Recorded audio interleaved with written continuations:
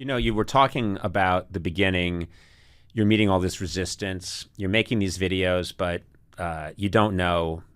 And a lot of people have this moment, like, I certainly had this throughout my 20s. Is this going to work? Am I going to make it? Yeah. I had it into my 30s. Like, is this going to gel? Do I have a career? It's terrifying. Yeah, and you still really haven't answered that. To be fair, it's funny. I have not, and that's how it feels to me all the time. Yeah. And it's funny because I had I was talking to a bunch of young kids that came in to our studio before we wrapped things up, and I remembered one of them. They all asked questions, and one of them said, "When do you stop being nervous and worrying about? When does that stop?" And I said, "Oh, do I have bad news for you?" Yeah, and seriously. This woman was like 19 or 20, and I was telling her, "It never stops." Yeah. And she looked a little horrified. You told her the exact wrong thing. I told her the truth. Right thing. I told her the but truth. Exactly what she didn't want to hear. She isn't even going to try in show business. She's an orthopedic surgeon now, and making a lot more money. But I know that early on, you did have people that saw something. I know Joan Rivers saw something in you early on, and she really encouraged you, right? Yeah.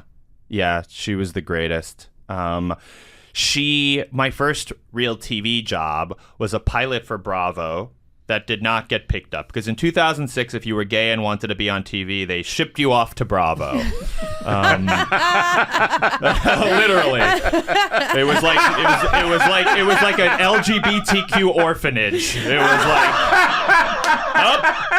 you're talented, but you're a gay man. I just picture them shoving you into a giant FedEx tube and then putting Bravo on it, and dropping it in the mail. That's literally, and it was so odd because I was on stage in New York doing, this sort of Billy on the Street style persona, which I eventually, captured in the videos that we did. But that started on stage, so it was this very absurdist, subversive thing that I was doing. It was not Bravo. Right? But simply because I was gay, they were like, all right, well, maybe Bravo will do something with you. That was always the answer at the time, which is very funny, but also when you think about it, kind of fucked up, Right. I remember pitching a few shows to Comedy Central at the time, and the shows revolved around me. So, they would revolve around a gay man. One was a scripted show. One was Billy on the Street, I think. Mm-hmm. And what was said to my face was, well, you're brilliant. We think you're hilarious. We obviously can't do that here, but I think if you go to Bravo, you'll have a home run. Yeah. Like, someone said that to my face, thinking that was like a helpful thing. Mm-hmm. And then years later, he actually apologized for it after I was successful. But that's good. I always do award points. Yeah. I've had people say terrible things to me in the early 90s and then come back later on and own it, and say I was wrong. And then later come back and say I was right. It just keeps coming. Yeah. And this is my dad, by the way. It's a vicious cycle. There's the old twist ending. So this episode brought to you by O. Henry. So anyway, sure enough, Bravo did put me on a pilot in 2006, and the pilot was called Joan Rivers' Straight Talk. And the idea was it was a primetime version of The View, but instead of Barbara Walters and 4 different types of women, it was going to be Joan Rivers and 4 different types of gay men talking about pop culture and politics, a panel show, basically. And they cast me on the pilot, so Joan came to my live show. I auditioned for it, and she really liked me, and then she came to check me out on my live show, and she really just loved what I did. She really got me. Yeah. And we did that pilot. Andy Cohen was on that pilot before he had his own show. He was on the panel. Elsie Granderson, who's a sports columnist, I believe, and broadcaster, and another guy. And it didn't get picked up, unfortunately, but it was an amazing experience. And I got close with Andy Cohen, who's still a good friend, and I got really close with Joan. Mm-hmm. And she really became like a mentor to me. I mean, I could go on and on about how insanely supportive she was for no reason. The pilot didn't get picked up. She had no reason to deal with me.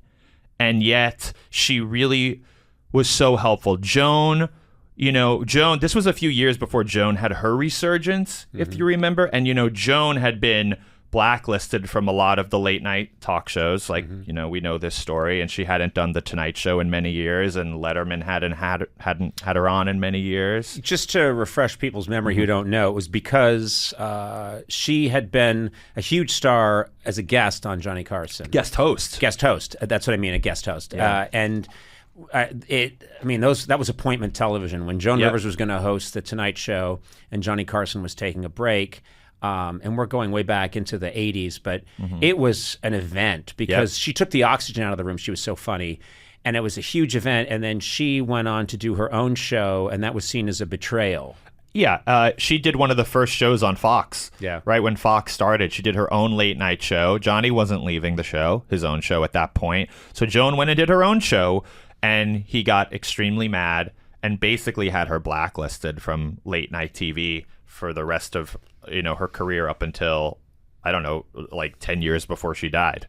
And so she did have a career resurgence, though, and Letterman did have her back on, and Fallon had her on The Tonight Show for the first time in many years. Kimmel had her on, and no one knew who I was at that point. And Joan told me, she said, I'm about to do all the late night shows for the first time in decades. Put your Billy on the Street videos, put some of your favorite ones on a DVD, and make copies and leave them at my apartment, and I am going to bring the producers of all of those shows your DVD and tell them, you have to know this Billy Eichner guy, watch these videos. She had been blacklisted from late night talk shows, which was so heartbreaking to her, for decades. And on her first time back making the rounds, she reached out to me and said, I'm going to drop off your DVDs and let these people know who you are. And years later, after she died, when I ended up doing Letterman myself and doing Kimmel myself, I remember the showrunners at those shows said, you know what's so funny? A few years ago, Joan Rivers was here and dropped off DVDs of you and told us about you before we knew who you were. And which is just an incredible thing to do. It was so generous. And, well, it's clearly she, first of all, this is someone who knew talent. She had, her own story is so incredible. Yeah. And what she had to put up with and what she had to overcome. But then, there are people who are very passionate about how it should work. And when they see someone who's good, they really feel compelled to get the word out on them, which is a great quality and not always common. Yeah. There's plenty of people who see other talented people and say, maybe feel threatened by them or think, well, that's not my issue. That's not my problem. Yeah. I've spent a whole career trying to crush young talent. Yeah. And you have. Famously. Successfully. There's so many very talented young people that have never made it because of me. That's right. And this was just me feeling insecure, and I don't regret it. It was part of your strategy. It was part of my strategy, and it helped elevate me to crush them. Congratulations. Thank you. Yeah. Thank you. You did it. Yeah, so many people, you'll never, ever see them. Never know who they are. Yeah. I tried to crush you many times, remember? Good luck, asshole. Here I am, in spite of you.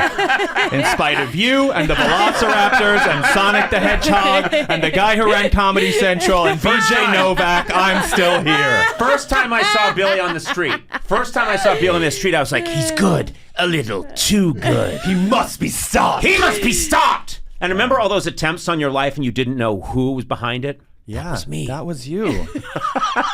Well, I'm honored, honestly. Can we talk about this? Yeah. You were always rich, but now I think you've bought 3 countries or something. You are very wealthy. I inherited a few countries at birth. Okay. Yes. And that's just something people should know. As a child, and this is very unusual in an Irish Catholic family, but I inherited 9 islands in Greece. Oh. Yeah, and I've been holding on to them, and then I sold them. Yeah, You are a very wealthy man. I respect that about you. I was actually thinking this because who says that? I respect You know, you've earned not your a big fan wealth. of Trump, but then I found out that he had some money, and I do respect that. But you've earned your wealth. He got it from his dad, and he's also a horrible person. My father gave me nothing. So Nothing. Nothing. But here's what All I wanted was a hug. here's what I was gonna say. Oh, shit. Because there are, there's a question of whether, straight people will go see Bros, right? Yes. There's like this big question mark hanging over the movie. And I really hope straight people do go see Bros because it's really, really funny and we need you to go see it, right? Because we want to make money at the box office so that people keep making these movies and, we prove to the world that, this is a good thing. We need more of it, that this is a worthwhile venture to keep making movies about gay people. But instead of a lot of straight people going, Conan, we could just have you buy one $20 million ticket. I'll do it. To go see it. I'll do it. And that's as much as we need. That's Is our the whole ticket opening made of weekend right gold? there. Yeah, exactly. And rainforest wood? That's all it would take. I'll do it. Thank you. No, but also, let me reassure you. First of all, you claim I have all this money. Sona will tell you I've made some terrible investments. Yeah, you have. Really, really bad investments. Right. I bought up all the VHS machines about 8 years Oh, ago. wow. Because I thought that was coming back. Yeah. I've done some terrible. I had to loan him a lot of money. Yeah. Oh. Yeah. She loaned and me I'm money. his assistant. Yeah. That's I unfortunate. have, but she has it now because, well, anyway, she's got all the money. Off his back. Yeah, and also you embezzled from me, and you're not even a good embezzler, but I'm so stupid about money that you got away with it. I told you I was embezzling. Yeah, and I you- didn't know what that word meant. And that's why she's not in prison, because they said she did tell you she was embezzling. I was like, well, I didn't know what it meant. I thought that meant she just had warm, fuzzy feelings. I'm all embezzly about you. But no, I'll tell you, first of all, Billy, in my opinion, and I believe this passionately, you are funny first. Before I know anything else about you, you're just funny. And in my experience, that is what everyone's hungry for. They're hungry for, they're hungry for a movie or a television show or a moment or performance that is funny. You're also a talented actor. And I know I have not seen this film yet, but I'm going to go see this movie. Thank you. I know that you are going to be very relatable, and this is going to be good, and it's going to be very funny, but also touching in moments. And I think that is the home run. That's going to be the home run. And yes, I think the word on Bros or your work is going to be, this is good. Yeah. And not, it's good for America. Of course, it's good for society. It's good for the world.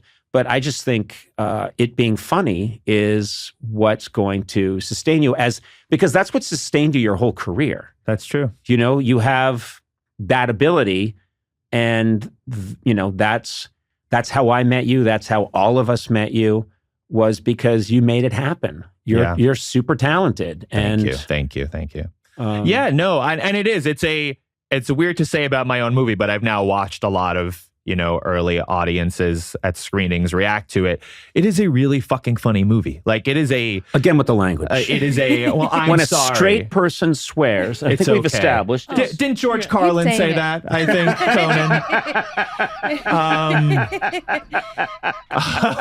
It's so weird. What a weird hill for me to die on. yeah, only straight people. Everything, are I allowed haven't to pissed. curse. But just like, this is one thing I'm not backing down on. After 30 years, this takes you down. Yeah, I just think only straight people should swear. I don't know why I'm Nixon again, but I believe only straight people should swear. Those are the current topical references that you listen to this podcast to hear. I meant Cynthia Nixon. That's what I meant. I never said Richard Milhouse, but this is how Cynthia Nixon talks now. Why? Because she's gay? I'm leaving, Conan. Not all lesbians talk like Richard Nixon, regardless of what you think. You're tired of that old trope? Exactly. You're so tired of that old trope that all lesbians talk like Richard Nixon. All lesbians talk like Richard Nixon and all gay men fuck like LBJ. It's just not true. It's just not true, no matter what Hollywood wants you to think. Haldeman, Ehrlichman, let's all get in the car and go see Thelma and Louise. That's the story for us, boys. Then we'll get back to the Watergate and get that safe cracked. What a strange joke. It's What a weird run. joke. Yeah, what a weird run. You're like, don't worry, Billy, you're relatable, just like me and my lesbian sound like Richard Nixon material. So relatable. You're welcome, Middle America. I'm the next Jeff Foxworthy over here. I'm worried I just hurt bros. People are going to be like, I don't want to go see that. Nixon's a lesbian in this movie? And he's being raped by a dinosaur? Pat Nixon fucked Sonic the Hedgehog and Bros? That's the first LGBTQ rom-com? What's happened to Apatow? He's lost his mind. Famously, you're supposed to be on the very first Saturday Night Live, October 11th, 1975, which is now celebrating its 50th. So it's unbelievably, it's been half a century. And I've read accounts from you that you're supposed to be on that show, the show that is going to change everything. You're there, you've got a sketch, it gets cut, and you said you were riding like the subway home thinking, that's it. Yeah. What I always find fascinating now is if you could see the whole palette of everything, you wouldn't change a thing. No. You couldn't. How could it get any better for you? But in that moment... Oh, boy. And now, Conan, I have to relive it because of the film, of Jason Reitman's wonderful film. I haven't seen it yet. Yeah, he had a screening for The Survivors of that night. And the original, Lorraine Newman was there, Garrett Morris was there, and me. And it was particularly heartbreaking at the time because I was 25 and I was part of the planning of the show. It wasn't just coming to that show that night. Lauren, who I thought was the coolest guy, I'm new into my stand-up life too at that point. I'm only into it like 8-9 months, and things were really going like well. I wrote a lot, and I was really starting to find my way. And I meet this Lorne Michaels at Catch a Rising Star, and he tells me about the show, and so on and so forth, and he said, I'd love you to be on the first show. And then I'm playing the bitter end in New York. And he brings Chevy, Dave Tebbett, who was the head of talent at NBC at the time, Dick Ebersol, Gilda. So I was like part of this. These are the young people who we're going to have on the show. And so I was like, wow, this is going to be the thing. And the comedy guests were Andy Kaufman, myself, and a Canadian comedienne named Valerie Bromfield. Yeah. And so I was doing this piece, which I just sort of found out how to do it, and it was by accident. And it's a jungle safari movie of the Victor Mature, Rhonda Fleming kind of the Great White Hunter, and it's a scene where the tarantula's on her body, and he walks across the camp late at night and knocks it off, and they fall in love. That's the scene. I take somebody from the audience, and I have a huge bowl of potato chips that's mic'd, and I get the audience to do bird calls, and every time I take a step, she crunches the potato chips loud, or he does, and it gets very environmental. Yeah. I get like 3 people on stage, bird calls, and I'm pointing, and so that was the piece I was going to do, but I was going to use Don Pardo, the announcer. He was the announcer with just a close-up of his hands and his wonderful, silly voice. Now what do I do, Bill? Nothing. Yeah. And so Friday night, there was a dress rehearsal, live audience, and it did really well. And it was a real highlight of the night. The other sketches were so-so, did not. Yeah. And there were 2 musical guests, and George Carlin was the host doing like 3 or 4 monologues. So at the notes afterwards, Lorne's sitting at home base. I remember I was sitting between Gilda and Lorraine, and he looks at me making cuts and cuts and cuts and cuts, and he says, Billy, I need 2 minutes. I said, take 2 minutes out? He goes, no, I need 2 minutes. And I went, I'm screwed. I don't have anything that's 2 minutes. It takes 2 minutes just to do the setup. Yeah. And I could condense it. I could do that. But Lauren, afterwards, I said, I don't have anything else. He says, well, let's think about it. It's Friday at midnight. Yeah. Saturday, I come back. The rundown, I'm on at 12:55, which already is dicey. Yes. That's the last comedy spot. Whenever you'd see, when I was a writer there, whenever your sketch was on at 12:55, you'd think all it takes is for one sketch to run a little long, and you're going to get nudged into, well, we'll do it next week. But it never, once it's gone, it's gone. It's gone. Hard to explain, but it's gone. So I see that. So I call my managers and everyone. So they come over. And it was, Lauren's putting together his very first show. Yeah. It's so hectic. It's crazy. And this is the first one. So I'm just waiting, camera blocking, run through it again. It's this weight over here, weight over there. It's not looking good. It's going to be okay. Don't worry about it. So at 8:30, my manager comes out and says, come on, we're going. What? We try to get it 5 minutes in the first hour. He can't do it. George is doing 4 monologues. There's 2 songs. And come on, let's just get the hell out of here. And I went, and that was it. And then I find myself on the Long Island Railroad, subway to Penn Station, Long Island Railroad, to go home to call the relatives to say, don't watch. I mean, there's no cell phone. There's nothing. You had to dial. Yes, yeah.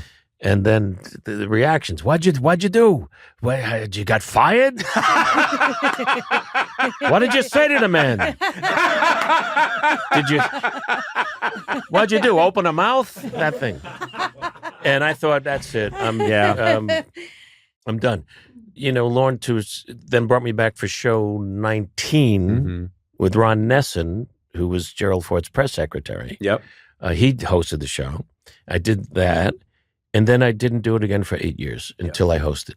But then you come back as a cast member. Yeah. And again, these things are so much bigger than us, but everyone's trajectory is probably the trajectory they're supposed to have. Yes. So you went off and had all this other success, but then came back and was able to dominate on SNL in that season in a very special way that would not have been possible in the first 5 years. No, I was ready. Yeah, you were ready. See, what we had talked about in the beginning was that I was to do like 6 appearances over like the first 2 seasons, and then be sort of the first non-celebrity host. It was like growing from the farm system up. And then I go off. And I end up on Howard Cosell's Saturday Night Live on ABC. Right. And then I moved to California, playing places, doing pretty well. And then I get Soap. You get Soap. But, so now I'm playing one character, which I really, really enjoyed, learned a lot, great cast, controversial show and character. Really brilliant, though. I mean, way ahead of its time. Way. And really one of the real geniuses that I ever met was Susan Harris, who wrote the first 68 episodes by herself. Wow. Amazing. But I kept looking back at 8H, going, that's where I should have been. And, I was having a successful time, but I didn't feel like myself. And then I did my first HBO special in 79 that did very well, and another one in 84 that also did very well. And then Dick Ebersol called and said, would you host? And I did 2 that year. And that summer he called me and said, listen, I got an idea. If I could get Chris Guest and Marty and Harry Shearer, would you come for a year?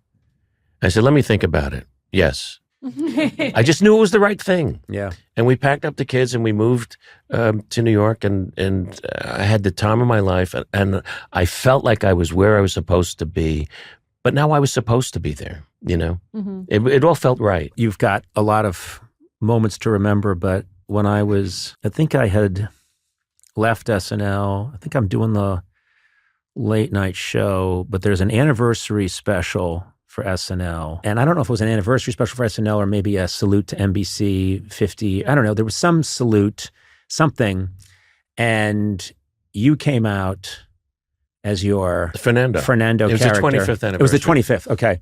But what I remember is that you come out and Gary Busey is in the audience. Yes. And Gary Busey, who's, been through some stuff, Gary Busey suddenly thinks that it's okay for him to just shout out on this live tribute show to Fernando, and he starts heckling you. Yes. And you start talking. It was so funny because it was live television, and you don't see that on SNL. You don't see. He came towards me. Yes. I was there. I was sitting in the crowd. I'm doing this little thing, and I think I had a minute 45 scheduled, and it's going well. And I look out, and I'm picking up people, and then and I say, well, Gary Busey, you're alive. You're alive. And he got mad, and he came towards the set, and I had to restrain him. He got him. up and starts walking. And then you were doing a great job of having fun with it. Yeah. You were so funny and in the moment. And it was electric because you thought, I don't know where this is going. Maybe you'll get choked out. I don't know what's going to happen. But you were making it really funny and in the moment. And I thought, I don't see this in 8H a lot.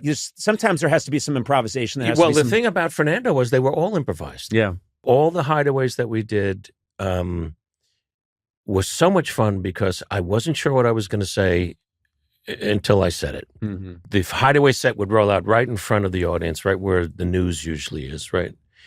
And it was the booth and all that stuff. And the audience could see that the cue card guys went away. So it was just me talking to whoever the host would be. Right.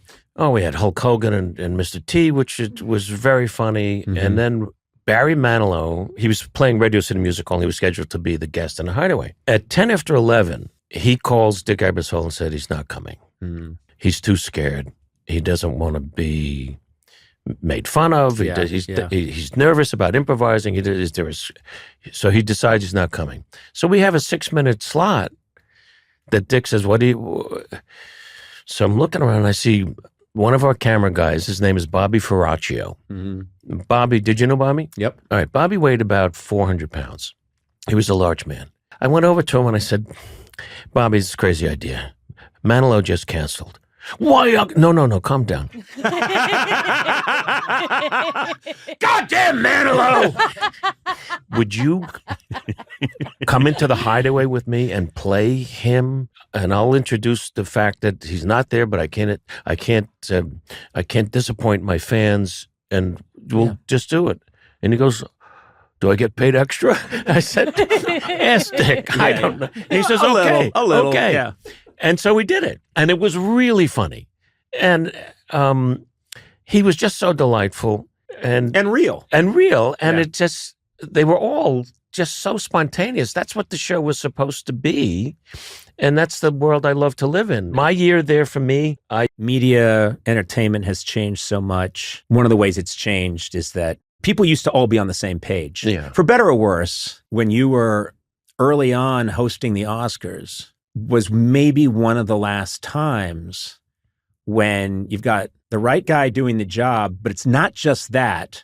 You got the right person doing the job, but you also have everybody's on the same page. Mm. It's tougher now, I think, because I watch a lot of movies. And oftentimes when I'm watching, and I'm in entertainment, and I haven't seen 7 of the things they're talking about.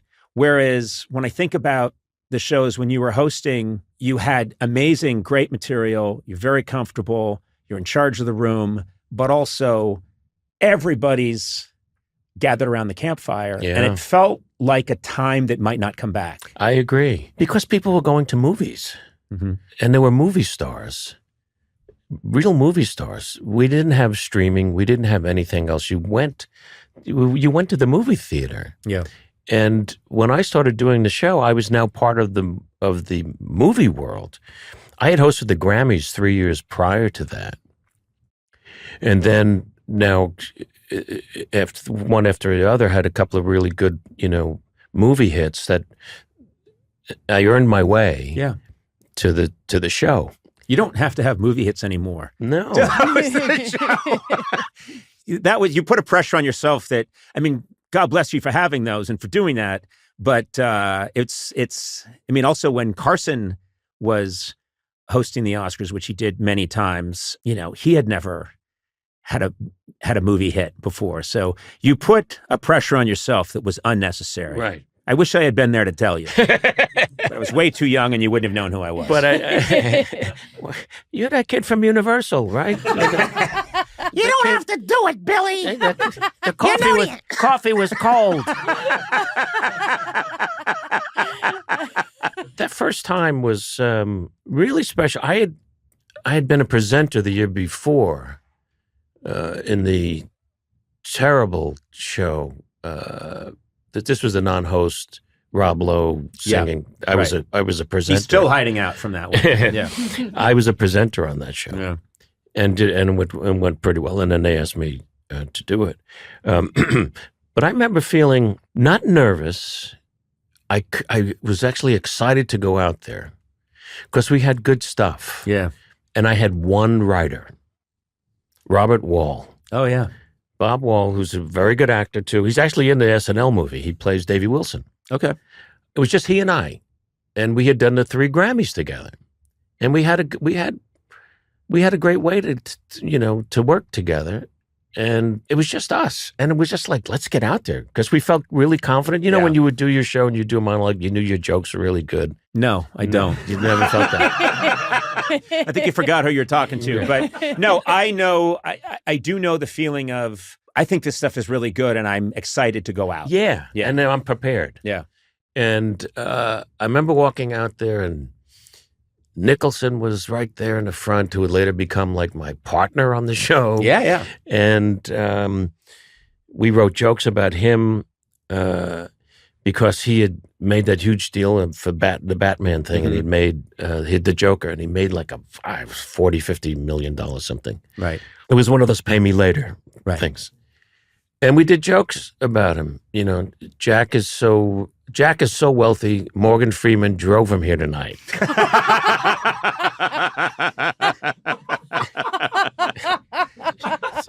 And the great thing is he's laughing. Oh, big time. See, that's the thing, too, is that having the great joke and going after an icon of that status, but then they're laughing. That's magic. Oh, yeah, and I did because they don't always laugh. No, I said, Jack's so rich. I remember the sequence. Jack is so rich, he bought land in Japan. Jack is so rich, Morgan Freeman drove. And the last one was, and I said to the audience, I got one more if you want it. Yeah. And he was and that was relaxing me. Yeah. I said, Jack is so rich, John Peters still cuts his hair. Now, John Peters was the head of the studio. Yeah, who had been a hairdresser. Who had been a hair guy. Yeah. And it was going just great. And there's an 18-minute gap we call the Rosemary Woods gap in the show where it's sound effects editing, and there's no host. So I'm in my dressing room and I'm getting a sandwich, fixing my makeup and all this stuff. And who is it? It's Jack and Warren. So I go, Jack and Warren who? So open it. It's Warren Beatty and Jack. Mm-hmm. And I said, did you upset? Are you kidding me? Thanks for talking about my money, kid. And he said, I just want to say one thing. It's great you're doing this. Keep doing it. And it's just so important that you're here, and we love you both. Both of us just want you to have a great rest of the show, and we're going to have a little thing later at the Hacienda if you want to come by. I said, he's got a Hacienda. Yeah. I never knew anyone had a hacienda.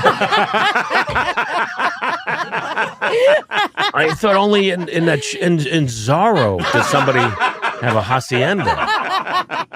But it was the most selfless, wonderful feeling that it had connected with him. It was great. You've had a lot of these fun, crazy moments that you sometimes must wake up and think, wait a minute, did that happen? Yeah, Did that I know. really, I know. Did that really happen? Here's another one. I'm introducing Bob Hope is in the audience. Mm-hmm.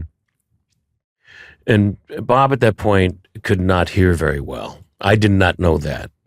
And he's sitting next to his wife, and I said, this is my, whatever time it was, 6th or 7th, I've done 9, something. And I said, Bob, I'm just renting your house for a while. Mm-hmm. Just, ladies and gentlemen, the great Bob Hope. And he knows the camera's on him. They're roving through the audience with the mini cam on him. And he knows, and then the camera goes away, and he looks at me, and he slips me the finger. Just fooling, like, thank you. Like that. Yeah. And I just cracked, and it was just so great. The next day I get a handwritten note delivered to my house. Yeah. Which I have framed at home from Bob Hope. It's very nice things he said. You could do this, you could do that, and that. And he said, but why didn't you call me to play your brother in Mr. Saturday Night? I would have saved you a fortune on makeup. keep doing it, Bob. It's great things.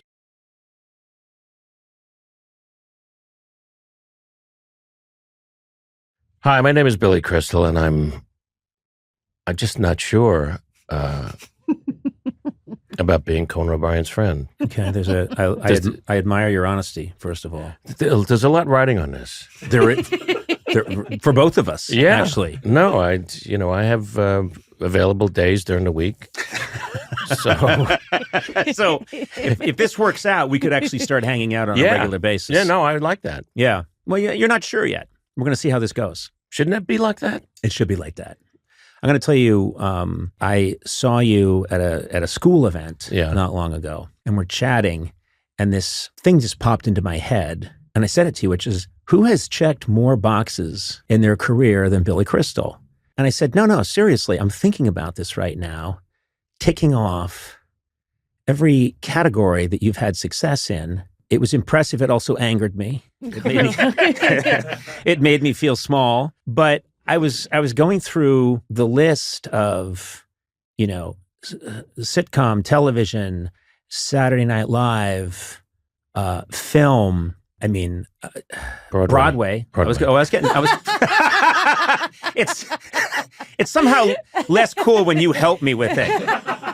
The Oscars. I mean, there are a lot of entertainers where I can say, okay, they've done well in these two slots. They've got those covered. But you've had this absolutely stunning career, and so I was thrilled when you said you'd come in and talk. Oh, yeah. Because my introduction to you as a real human being, as a physical person, was I was a volunteer on the very first Comic Relief. Really? I had just gotten a job, my writing partner and I had just gotten a job at Moffett Lee in August of 85. And not long after that, they said, we're doing this thing, Comic Relief. It's going to be the first one. The hosts will be Billy Crystal, Robin Williams, and Whoopi Goldberg. And everybody came out, and I was a gopher on that. But I remembered seeing you guys, seeing Robin, seeing Whoopi. I was 22 and had just arrived in LA, staying in a $380 a month apartment, where I still live. But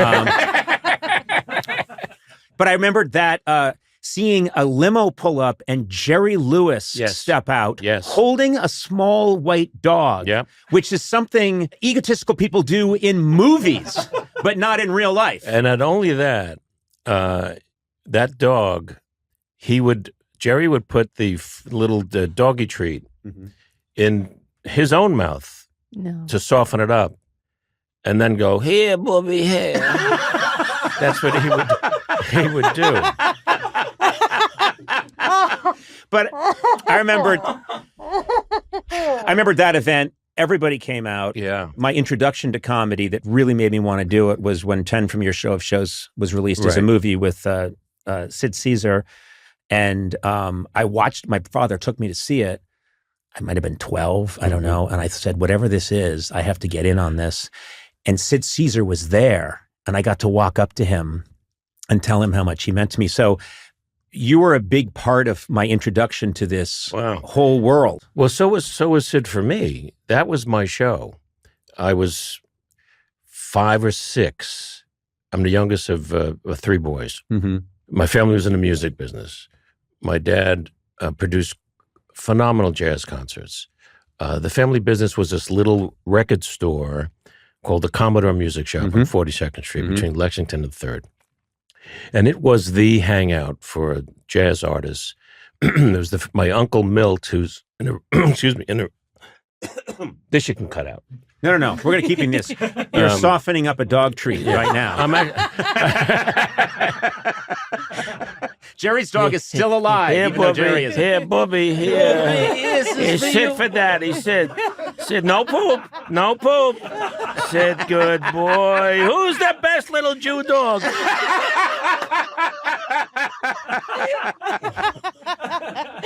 And my uncle started this label, the Commodore Jazz label, which was the first independently owned jazz label of its kind. And he started producing his own records, one of which became Strange Fruit by Billie Holiday. All of these great jazz artists. But my parents were comedy, just mavens.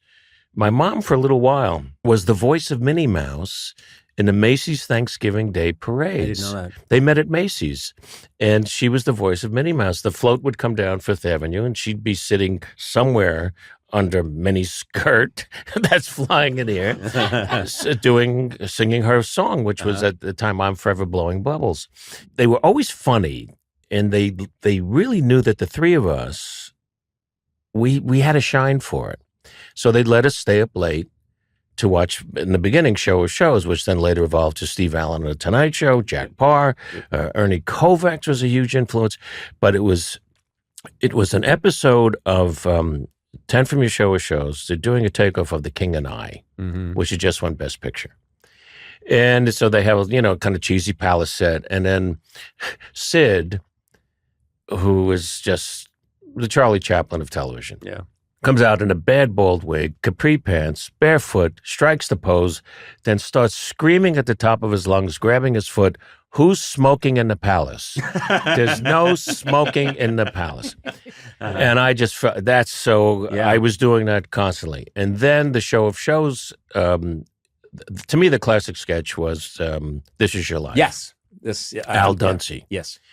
And Which is the sketch that got my attention too in that movie. The movie's a collection of sketches, but yes. When Howie Morris comes out as Uncle Goopy and starts crying and jumping on Sid, and Sid was very strong. He would drag him around the rooms. They'd look at each other and they'd scream and cry and they'd separate.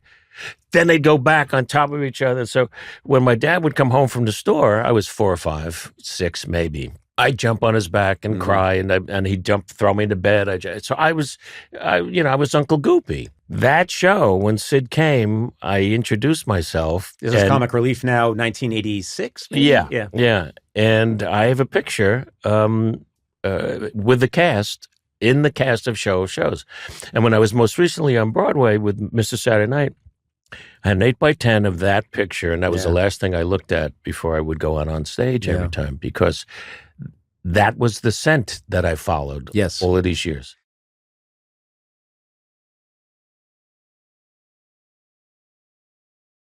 I told you before we started rolling that The World's a Little Blurry. I really love that documentary because it's about the process. And I love anything that shows both sides of fame, success in a realistic lens. And what first of all, the gap between the journey between you two in a bedroom, you put a blanket over your head sometimes. I know. Bickering, you prodding, having arguments, arguing with your mom in the kitchen. And man, are you intimidating. I know. When you're mad, I have, a teenage daughter. I get terrified. So when I'm watching the documentary, it's as scary to me as any horror movie, because you'll just shoot those eyes at someone and you're not even trying. You're just staring at them. And if I were your mom, I would jump out the window. I know. 16-year-old me is a scary thought. It's a scary sight to see. I mean, I think about myself and think about the people that I used to have to make them be put through being around me at that age, and I Subject them feel to you. very. Yeah. I can't even. It makes me sick to my stomach thinking about if I had to be around the younger Billy. It really freaks me out sometimes. Yeah. Scary girl. What about you? I mean, Phineas, you seem, and this is just from the documentary and performances. You seem like someone who doesn't lose his shit, but do you sometimes? Oh, Do you, my God. Yeah. Oh, yeah. Phineas is an incredible actor. Did you know? incredible. So I mean, Genuinely. are we talking about like backstage? Are you No. kicking stuff? Are you smashing things? Ooh, should we tell stories? Yeah, I think that's what we're here to do. I was as a little kid, as like a 5-year-old, 6-year-old, I'm told that I was very explosive, and I have a infinite supply of rage. Yeah. What an explanation. But I don't think anyone should be on the receiving end of it. So I try to just, quell it. I try to go empathy first, but there's always rage below it. My friend Ricky always reminds me that at one point he said, "Do you have a lot of rage?" Which is a testament to like being around me too much, maybe to see me sort of at the Guitar Center staring off in the middle distance. And he said, "Do you have a lot of rage?" And I said, "Are you joking?" That was apparently the thing I said. That is all I have. But I don't scream at anybody. True or false? Yeah, I would agree. I would agree. My team will disagree. I have no anger issues. Are you an asshole? He's a total asshole. You know what I am? Hey. Passive aggressive. No, are you an asshole? I don't think I'm. Well, you guys can back me up. No. I am not an asshole. I don't think. Everyone But whose mortgage is paid by. yeah. I know. Now remember, before you answer, Yeah. your checks don't come out till Monday. I saw a full panel of people vigorously You're shaking not an their head to asshole. keep their No. job. Can we meet you behind the Jesus building Christ. later and tell you what we feel? Well, I think I've worked for him longer than anybody. And I will say he's not an asshole, but he has made an art form of being passive aggressive. Because the way I grew up, Yeah. but the way I grew up is I do have. I relate to Phineas because I have a lot of anger. I have a temper. And I used to really get angry when I had a bad temper when I was a kid. Sure. And what I did is I grew up in a family very unlike yours where we weren't supposed to express Catholic? negative things. Catholic, we're not supposed to express, and no one was around saying, well, how do you feel about what just happened? There's none of that. Yeah. So wow. there was nobody expressing any of that. So what happened was there's a lot of pent up anger. And what I learned is you could express anger in this. I could Yeah. let it out like a teapot. There's a little hole Steam. that it's coming out, but it's shooting out at great force, and it's passive aggression. It's me saying, oh, well, that sounds like a wonderful idea. And people are like, fuck. And I mastered this thing of being able to talk to somebody for a bit who I was really mad at, and we had a pleasant conversation, and then I'd leave, and they'd think, I think we had a pleasant conversation. Oh, my God. I'm bleeding. He stabbed me with words 9 times, but I didn't feel it. So it's an issue. Yeah, it's an issue that I have to work on. But I don't think you can have creativity without some Internal rage. You have to have. Yeah. I think that's one of the things that has I been. think you have to be a little tortured. That's what I think. Yeah, you have to be. There's some great quote, and I'm misquoting it, but it was like a lot of the world's great work has been done by people who didn't feel quite well. You know, Yeah. it's like It's true. I think the caveat there is that it's this slog and it's this challenge, and then sometimes it's effortless for 2 hours. Do you know? Does that? Yes, Yeah. yes, yes. So like we had that yesterday. We've been slogging through writing for months. And yesterday time. we had a couple hours where the faucet was on. It was Yeah. really easy. Yeah. But mostly it's not. I feel bad that I interrupted your great creative flow and you had to come here and do the podcast. That was yesterday. Oh. Yeah. What if it was going really great and they said, you got to do that Conan podcast? We'd do it. Thank you. Yeah. Thank you very much. Well, they have to say that I now. know, They're but we'd do here. it. Yeah. I know, do but it. then their fans would be like, what did we miss out on? By the way, have you played Bonnaroo? Uh-huh. We've done all of them. You've done all of them. Pretty We much, did. yeah. Sona, you were with me when I did Bonnaroo Yeah. Oh, because they make years ago. yeah. And it was What the hell? Trench war. It was like was trench warfare. It's all disgusting. mud. It takes place in the summer in Tennessee. You're in a tent. You're in a tent. No, and like what I noticed with your fans is they love to get their hands on you, and you're very generous about hugging people. I'm the same way. I don't mind hugging people. Huge mistake at Bonnaroo. They're moist. Nobody had a shower in a week. Oh and a yeah. half. Oh yeah. Naked and moist. Stinky. There's a lot of naked, and disgusting people. Yeah. Yeah. But happy and high, probably. Like, Oh, they're yeah. just, Well, you were high too. I was. But not too high. I was I would working. send you out for an iced coffee, and you'd come back with like a goose. Here you go. Oh, it's not an iced coffee. Yeah, it was Bonnaroo. Yeah, it was a Yeah. good time. Mm-hmm.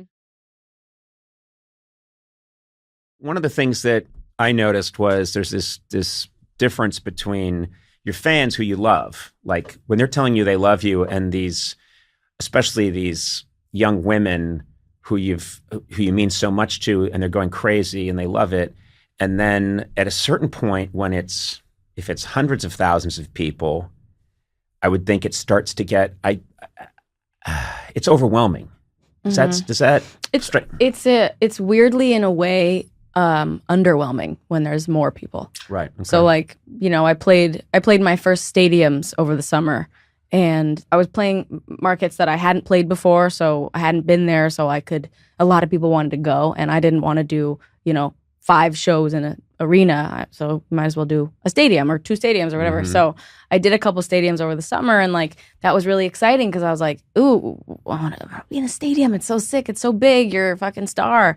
And then you're on the stage, and it's like you feel like you're just alone. And then there's like it feels like there's a printed out wallpaper of thousands of people because they're so far away that there's like no intimacy. I mean, I went to the Super Bowl the other day, and I was sitting in a box with Adele. I know, but it's what people do. But we were talking about it because Yeah. she's. I didn't see you there. That's weird. You know the name drop thing where people say the first name of the person and then they say the last name? Like you go like, I was on Conan O'Brien. Like you know what I'm talking about, the name drop? Yeah. You can't do that with Adele. No, you can't. I was with Adele. Adele is just Adele. Yeah. But anyway, we were talking about it because she's doing this Vegas residency, and she's just, not to out her, but she said she's having the time of her life, and she's like, I love that it's like a 4,000 cap Yes. room, and she's like, it's so nice. I feel like I can be there with them, and I feel intimate. You outed with her them. for having the time of her I life. don't know. She might not want that to be known. I don't know. I can't write a song about that. This is what I have found is that in comedy, it's the same thing as in music, that it's supposed to be the best when you get to a stadium. And I've obviously never played a stadium, but I've played some really big spaces, and I've thought, I don't like this as much. And then you think, what's the magic number? I think it's like 1,500, 2,000. Somewhere around there is the sweet spot of, I feel like everybody in this room, we're all connecting. It's an exchange. Yeah. Like if I say something that they think is funny, they laugh, and you can there's this nice feeling of, it's a community. Community, yeah. Once it gets really big, and there's a lot of things about success that are like that, where you're facing new challenges of, like, now you've got people that will say like, okay, I want to do what you two did. I want to be like that. And then you're trying to think of, but I want to evolve. I want to keep changing. I want to keep growing. And so you've got new battles that you didn't have 2 years ago. Mm-hmm. I've been drowning in a pool of that recently. Just like, how do I evolve, and what do I do? And I feel like for the last month I've been completely just literally like drowning. I feel like because dude, I mean, I achieved the kind of things before I even was 18 that are, things that people work their entire lives for and maybe never even get. And like one of the things that I achieved is like one thing someone gets at the end of their life, and one other, and I got all of them, Right. and and I'm 21 now, and I'm at a point where I'm like, I've done it all. What am I gonna do now? And like, where do I go from here? And who do I want to be? Because I've also only ever been teenage Billie Eilish, and so that's the person I thought I was. And then I got to a certain age, and I was like, oh, that was teenage me. That's Right. I thought I was being I was like, oh, I'm myself, and this is who I am. And it was who I was, but it was me as a teenager, and it's very strange to grow up and become an adult, and like the person that you kind of finally figured out how to be in like the perfect way that everybody thinks is who you are is yourself as a teenager. It's very jarring and hard to deal with. Well, I was really happy that your parents came. They are outside. Yeah, they're outside. I wouldn't let them in. Your father got in here twice, and I had him taken out, and I had someone shave his beard. Why? Yeah. I like it. It looked really cool, but I have that kind of power. You're in my building. Okay, right. So, no, he's. I think one of the things that you two have that is rare, especially because you're both so young when this all started, when this was happening, is to have your parents there and have them be really decent people who have their heads screwed on right. It just doesn't happen. I think 9 out of 10 times it doesn't happen. And that's a godsend. That's really special. I mean, I'm sure there were moments where you're like, why are they on the tour bus? Very rarely. It's really fun. I love They're really having our great. parents out. Yeah. Yeah, there was a moment over the summer where I was having like I need to be an adult moment, and like I need to have space, and I need to have my own this and my own that, and I need to go on tour alone, and I need to do this and this and this alone. I want to be independent, and I do need that in a lot of ways, because you need that as you grow older. But then also now I'm like, well, I like my parents being around, and I like my mom coming and doing stuff with me. Well, because Billy moved away.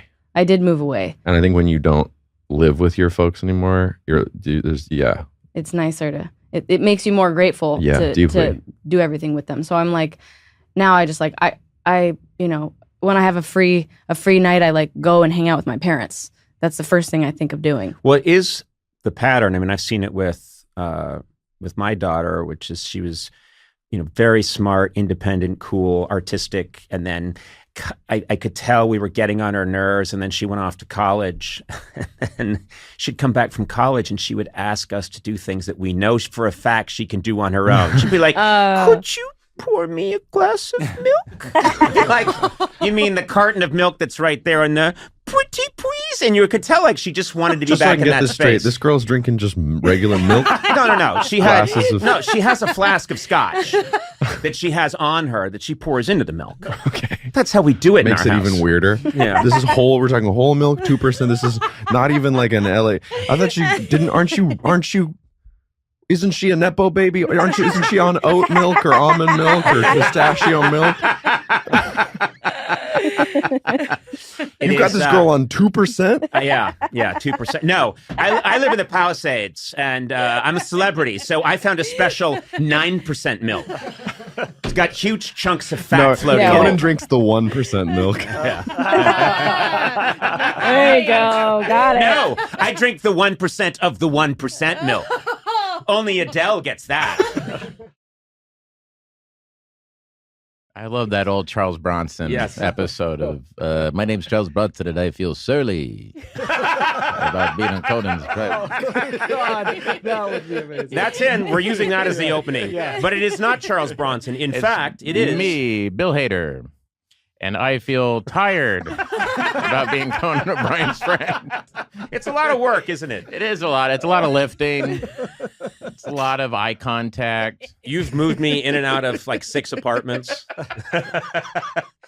You still have that van, don't you? Yeah, it's like, hey, Bill, you still got the van, right? Can you help me out? Well, can you get it? God, I love a Charles Bronson impression. I really do. It's Hank Azaria's impression. Yes. I do Hank Azaria's Charles Bronson, which I can't do. But who was the guy? Tim Thomerson. Remember that guy? He's really funny. He was in a bunch of movies in the 80s, and but he would do Charles Bronson. He did a President Charles Bronson talking to a bag boy at a grocery store, and I remember watching that. And it just started. He goes, "Hey, zit face." I just wish. I think people still laugh because I remember it on The Simpsons. We had Charles Bronson on a couple of times. Oh, the best. And Absolute best. once it was, and Hank Azaria would do the voice, but it was a baby. I remember there was a little boy. Yeah, and they went to Bronson, Missouri. He went to Bronson, Missouri instead of Branson, and everyone's a version of Charles Bronson. And the little kid says, "Hey Ma, how about some cookies?" And the mother says, "No dice." And the kid says, "This isn't over. This ain't over. This ain't over." And it's the best. It's the hardest. When the critic came to Springfield, and it was like, now we're gonna go to Death Wish 9, and it was Charles Bronson in a hospital bed, and he goes, "I wish I was dead." I mean, those are. You know what's I love Charles Bronson. You know what's crazy? Those movies, the Death Wish movies, don't. I know you're a movie buff, so this is a natural thing to go into, but those Death Wish movies don't really hold up because I remember they're made in the 70s, and it's all about how basically it's just there are wild animals out there, and you need to carry a gun, and people are getting killed left and right, and the police can't do anything. And then I remembered living in New York in like the late 90s, all through the late night show, which is 93 to whatever, 2009. And I remember Death Wish came on and I was watching it, and someone said to the Charles Bronson character, "Come on, it's really not that bad out there." And he says, "Really? Have you tried to walk north of Amsterdam on 75th? And I thought, yeah. There's 7 places where you can buy an eclair. Yeah, and that first movie starts out like killing rapists and thieves, and then by the 4th one, it's just jaywalkers he's picking off. Yeah, or weirdly like people from the future, like future bodyguards, or like weird Super Mario Brothers we watched, type of characters. Me and one of the writers, Matt, we just did it as a treat for ourselves. We watched one of the much later Death Wishes, and what happens is Charles Bronson comes by New York to see his old friends, this old couple. And he lands in the New York of 1988 or whatever. He lands in New York, or he arrives in the Port Authority. He's on a bus. He gets off, he gets in a cab, and it's New York.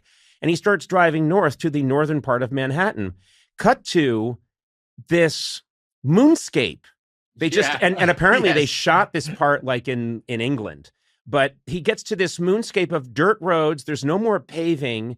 And there's wild gangs that just surround an apartment building, and they all, of course, look like Mad Max Beyond Thunderdome with mohawks. Like Escape from New York. And the police won't even go there. And you're thinking, well, wait a minute. No, I just saw you land in the New York we all know, and now it felt like an arch conservative ad for what New York City is. Yeah, I think that's exactly what it is. Yeah, that's exactly what it is. Don't vote for a Dukakis. Is Goldwater still around? This is what's going to happen if you vote for Dukakis, everybody. Looks right at camera. You fall into this class of person, there's a bunch of them, who I rarely have a normal conversation with because it goes into riffs and voices right away. Yeah. And I realized there's a whole bunch of people, I think Will Ferrell's in that group, where I feel that if we were on a deserted island, stranded, we wouldn't even go searching for food or water. Well, we would just be doing bits. Drive everybody crazy. Yeah, and then it's funny though, we'll have those conversations, and then it's usually when we're paying the check that I'm like, "Hey, I'm really depressed."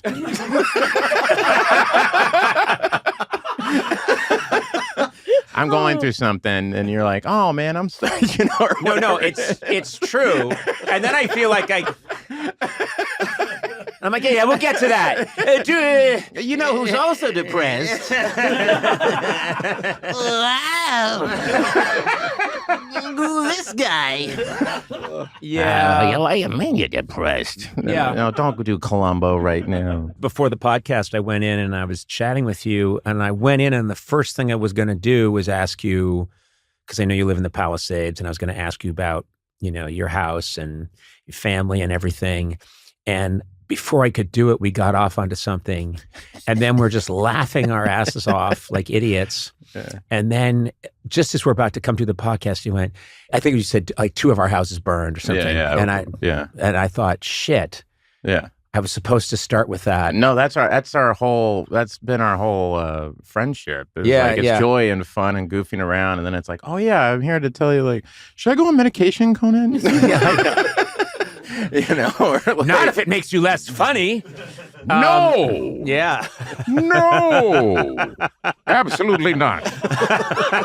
Get those endorphins running with voices. Oh. You should not ask Conan if you should be on medication. No, I'm on so much medication. No, but it is true. Yeah, we lost.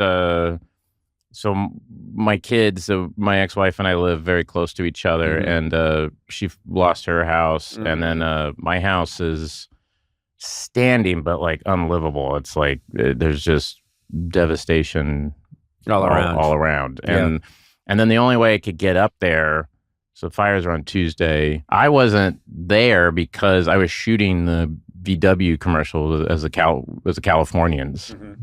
And we were shooting that commercial, and so I'm dressed as the guy from the Californians in Malibu, and we look up and there's smoke, and it was me and Kristen Wiig in a scene. And Kristen, that morning went, there's a really bad windstorm coming. I'm really concerned about fires. First thing she said to me. And then we're shooting and I look up, I saw smoke, and the guys go, oh, don't worry, that's in the Palisades. I go, I live in the Palisades. And it was just dead silence. And then I was like, I gotta go. And so I never got a chance to go home. Yeah. And so I just went up and I go, here, I have, medication, which is true, up there, and I need to go and get it. And they said, no, it's too dangerous. And I saw a news crews, and I literally just went up to them and I was like, you recognize me? And they were like, no. And I was like, all right. I go to the next one. And I was like, you recognize me? And the guy's like, hey, no way. Hey, what's going on? Diamond Dave. And I was like, that's right. Hey, man, I gotta get my stuff. I'm Judd Hirsch. You can be whoever you want to be. Hey, you seen Ordinary People? How about Taxi? Shit. So they let you up? They let me up. I went up with them. Oh. So I went up with a news crew and I go, do you guys want to interview me in front of my house? I saw you interview. So that was the only way I could get up there, was if I went up with the news crew. Oh, God. And so I went into my house, and I was like, oh, wow, it's not too bad. And then I just stepped, and it was like dust, toxic stuff everywhere. And then the back, when it was no good. And I was just in total shock. Sona lost her place in Altadena. I'm sorry. And it is something that must still feel crazily surreal to you. It does. It's crazy. Hard. It is. It's just, you want to keep things in perspective and say everyone's okay, but you miss the stuff that you lost. The community's gone. Yeah, the community's gone. That was the hardest thing. Yeah. Was actually seeing, like, oh my gosh, this is my kids. Yeah. This is everything is gone. And that was the thing that kind of hit me so hard, was, oh my God, so that was horrible. And it was just kind of, I thought I was going to go up there and hopefully the house would be somewhat okay and I could get my passport and get out of there or something. And instead, it was just seeing the devastation of that community and everything. I was like speechless. So then I could feel those guys going, oh, we're going to get a good interview with you. And they could see that it was hitting me. Yeah. And then they felt bad and they went, we'll just turn off the camera and let's just take you back. And I was like, all right, thanks. You didn't do one? I did do one. They aired it. Oh. Bastards. No, I'm joking. They're like, cry. You did 9 characters. I did 9 characters. I was like, oh, God. I can't believe it's gone. You guys like that? You like How about that? Love me, love me. It never ends. Nothing will make it die. My need for a laugh. No, but yeah, it was crazy. I had this moment. Well, the moment that hit me was I had this instinct that I just grabbed my keys and I put it in my pocket and I went, the car keys, these open nothing. And I just like put them away. I was like, right. Yeah, those were those moments. But yeah, and everybody who's dealing with it, I mean, it's horrible. The amount of GoFundMes I've been on and stuff like that, it's just been rough. It's one of those strange things that occurred to me where the news is always showing us every part of the world where something crazy is happening. Mm-hmm. And you sort of you're distanced from it, but you're just seeing these terrible things happen in other places. And then something on sort of with that kind of intensity happened. Yeah. And you think, wait a minute. Well, the thing that's amazing with me is I'm looking at my kids, and they've been through a pandemic, and then they've been through this, and and then my daughter, I was like, well, I found a rental house, and she went, oh, can I see it? And like, oh, and then she made in her computer, she made this like overhead view of her room, and she's like, oh, cool, so maybe I could put a dresser here, and she was so positive. Yeah. And I went, oh, they're so resilient, and they have their moments, but it's the opposite. Everybody's like, oh, you're there for your kids. I'm like, no, I'm getting more from them. You know, I'm like so inspired by them and their ability to kind of move and adapt and be positive. Yeah. Especially really young kids. Your kids are 3.5. Yeah. Mikey and Charlie. They only know now, like they're so present. Yeah. That we've talked about how you have no choice but to be present with them. Yeah. They're moving on. They've moved on already. I don't even know if they fully, I mean, I know they remember the house, but it's starting to be muddled in with like, oh, we went to the mountains once. So that's like maybe the mountain house that we went to. Like they're losing their memory of it. Yeah. And you're like, I don't remember in my house at 3.5. So yeah, it makes sense that they just kind of that's true. Are moving on. Yeah, mine are 15, 12, and 10. So it's like they were, it was tough. And I mean, that was the most heartbreaking thing is my 10-year-old just saying, I just want to go home. Yeah, man. And you're like, honey, we can't go home. And that was brutal. But now it's I get inspiration from them. It really is. It's true, and yeah, just being very lucky that you have a great support system of friends. Alyssa Donovan, who works with me, my girlfriend, Ali Wong, like all these people have just been great, very helpful. But yeah, it is a funny thing that Ali and I went today to just like literally had to like shop for clothes. I know. And it was very sweet. She was like, let's go get you some jeans. It's like you're going to camp. I know it was, but it was very sweet. It meant a lot to me that she was like, no, it's because I'm just wearing like Uniqlo sweats, that I basically, and my kids are like, you're living in your pajamas, I mean, like they're very worried. And I told her about that, and she was like, well, let me take you to get some clothes. And so those are the moments. They're just weird. We're displaced from our home. We can't get back in, and there's been a lot of smoke damage. But my situation was just, I have a lot of clothes in the back of my car. Yeah. And so I'm in a hotel, and I'm here at the recording studio and moving around, and I'm in different places. And so I try to do regular workouts. I think it's clear. Oh. And I was saying you look good. Yeah. Real nice. Say it again as Vincent Price. You look very nice. So, fattle. That's Dana Gould's word. Fattle. We were watching The Last Man on Earth, and there's a point when Vincent Price gets angry and he throws something, and he went, fattle. And I fell over laughing. Okay, what? Okay, so you're hot. No. What? I was doing. How have you made this about So you're you? hot. God. And No. I had to. So you're I had working to. out? I was supposed to do a workout on Zoom, and I realized that I had no sneakers. Oh. And so I looked down, and I was wearing shoes. Yeah. cut two people at an Altadena Yeah. Well, I think. Yeah. Now listen. Oh, like you a didn't have your shelter sneakers being like for your Zoom just around workout. like he didn't have his sneakers. Yeah. Gee, And here's what do we not have? Everything.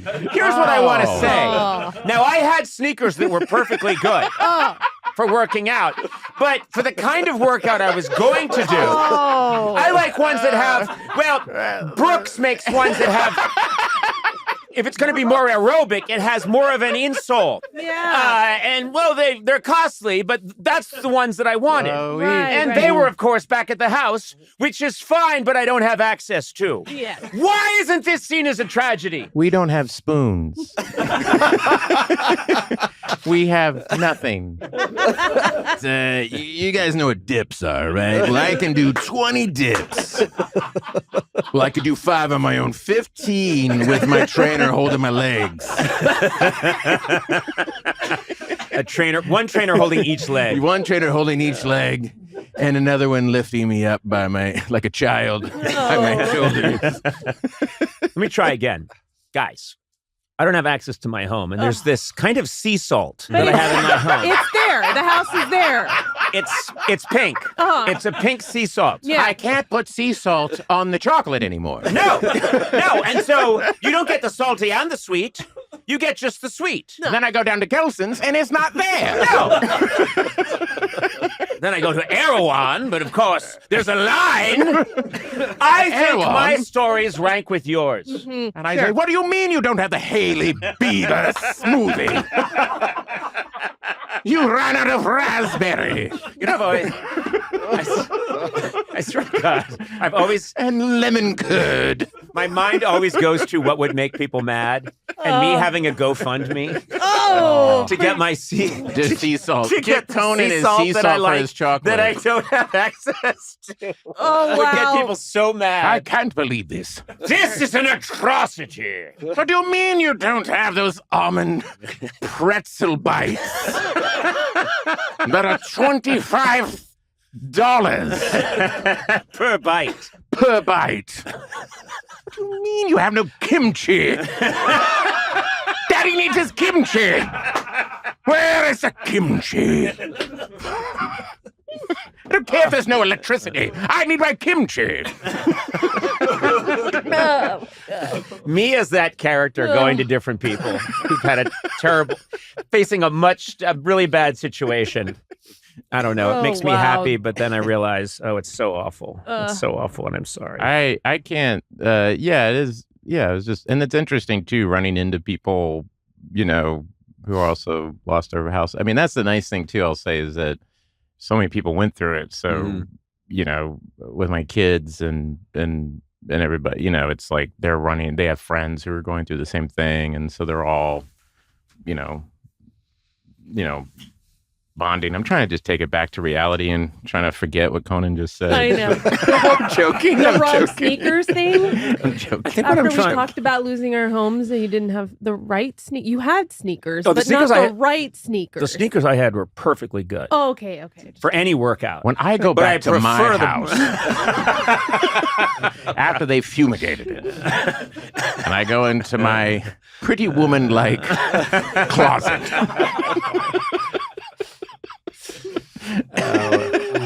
Now I'm just going to have to go in there and destroy everything. Sea salt is the perfect. I know. Sea salt is the perfect thing to GoFundMe. It's Oh my god, I have a headache. just a picture of me in a white tuxedo. My house is fine, On a but yacht. I don't have access to my sea salt. During the fires, I took my yacht out to Catalina. Do you know what that was like for Do me? you know what that was like for me? The rocking back and forth. The people saying, "Can we get on?" And we say, "No." I have to hit them with an oar Hitting them with an oar. throughout my back. I just told my daughter, "Here's an oar. Poke at them if they try to get home."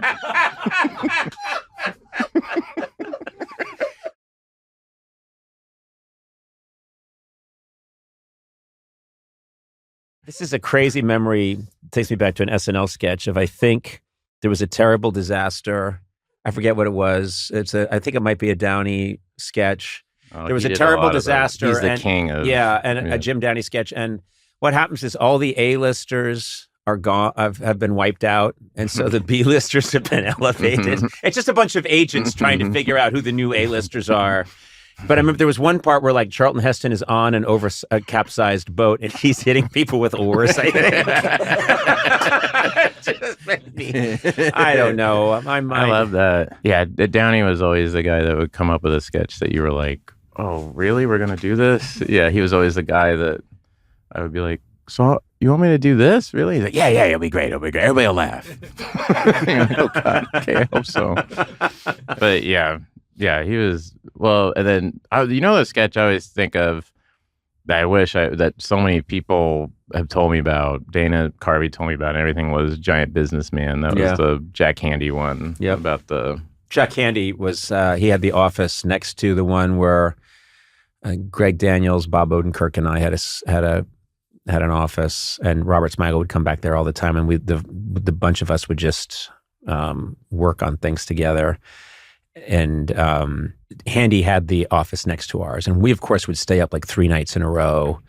And Jack Handey would come in, and he'd put in. It's like he worked at a bank or something. He would put in, 8 hours, and he'd type, and you'd think, well, okay, we're staying up 3 nights in a row. And then his stuff at rehearsal would be like unbelievable. Unbelievable. But Giant Businessman, I loved. Giant Businessman was just Phil Hartman as a giant businessman inside a small. So it was him inside a small like apartment set. Yeah. And he's like this. And it's like, Pardo. And now the adventures of Giant Businessman.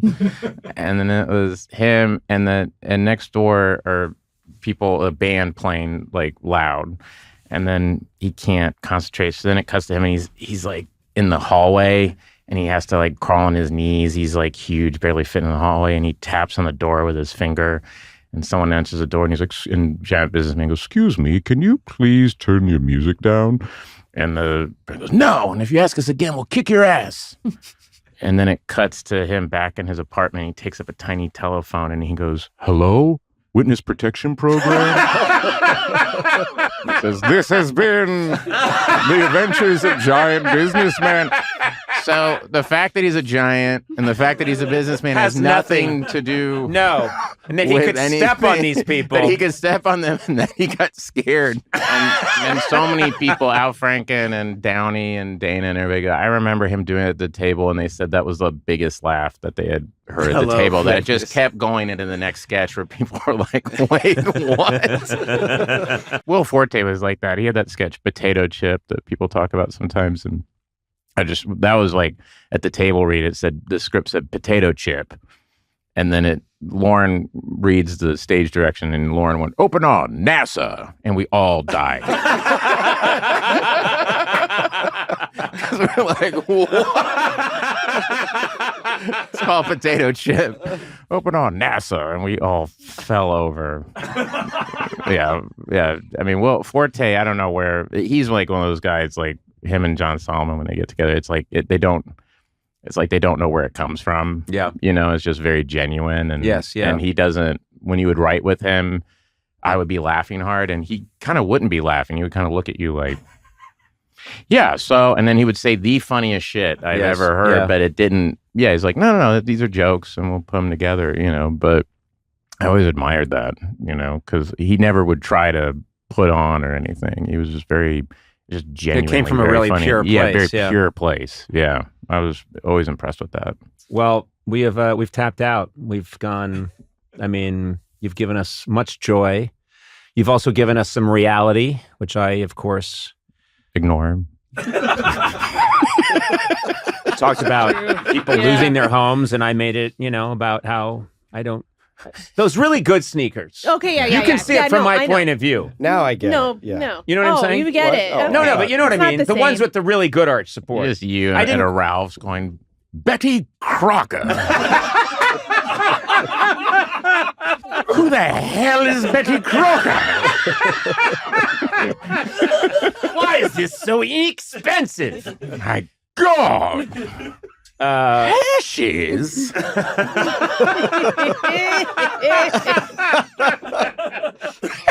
Someone carry me out of here.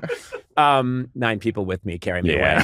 I think about you from time to time because you're obviously one of the funniest people certainly I've ever met, but you're also you're a very sensitive person and you're a really sweet guy, and I like it when we get to hang out. Yeah, and man. I'd like to hang out more and Yeah. maybe try and riff a little less and find out how you're doing. Like, how are you? No, man. But that's good though. It's like it always gets around to that. It gets around. It always gets around to that, and you always give me great advice. And the thing I always feel like, because it became like a big thing for me. It's it's a whole cottage industry. Like you mentioned in an interview, like, oh yeah, I suffer like really bad anxiety and depression and stuff, and then it becomes like a whole thing where now it's like I would do interviews and I'm like, Google my name and anxiety, you'll see everything I have to say about it. You know what I mean? And like depression and all that. Yeah. But when I talk to people like, you or Marty or these other, people I admire so much for so long, and you guys, we talk about it and stuff. And you guys have been so great at listening and giving me great advice, and so I really appreciate that. Yeah, man. it's good just to know that it is also. I mean, everybody. So many people out there who, in all walks of life, have this issue, but it's also particularly an occupational hazard. Oh yeah, in the comedy world, I don't know what it is. Yeah, but it's something where it's the flip side of the coin. Yeah, totally. And I think I've just gotten to this place though, where it's like kind of for the first time in a healthier place. I mean, it's nice seeing Allie, my girlfriend, who's does stand up but is like a very solid person. Like she makes breakfast for her kids every morning, makes dinner, she's home. It's like her priorities are so dead on. And I'm like, wow, you can be really funny, really smart, and do all the cool stuff and still have that, be a person, a human, so that's been helpful. Oh, This Conan's is not. sad. No, I'm just. Jesus, now I'm thinking I gotta start making food. Oh, you need to do a lot more than that. I know. What do you want? All right, what does everyone want for breakfast? It's Benedict. Postmate it. You will get Honey Nut Cheerios. Dry Honey Nut Cheerios. I love this version of me because it is me, just with that different accent. God I'm bless the mayor you. of Amalfi. My house largely unscathed. Largely unscathed, as usual. Bill Hader, God bless you. Thank you for guys. being here.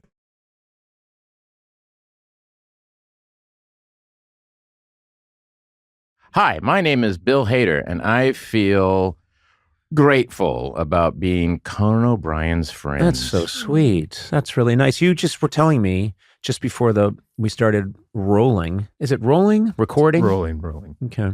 I don't know the lingo. I'm new in the business.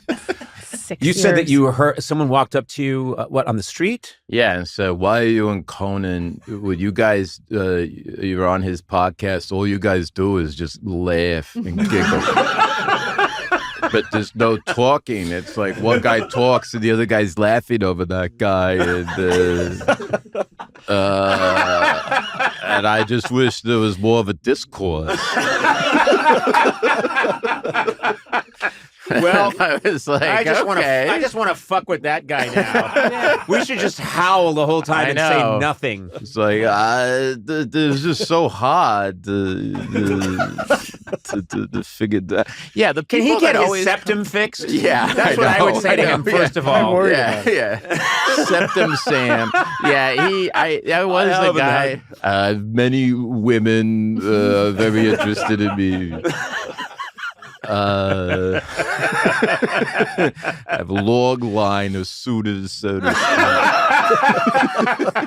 But those are always the people that would come up to you that would have an issue in New York, especially. Yeah. You would come up and go, "I didn't really like the show." Like no one comes up like, "I couldn't believe the show was so bad." Like it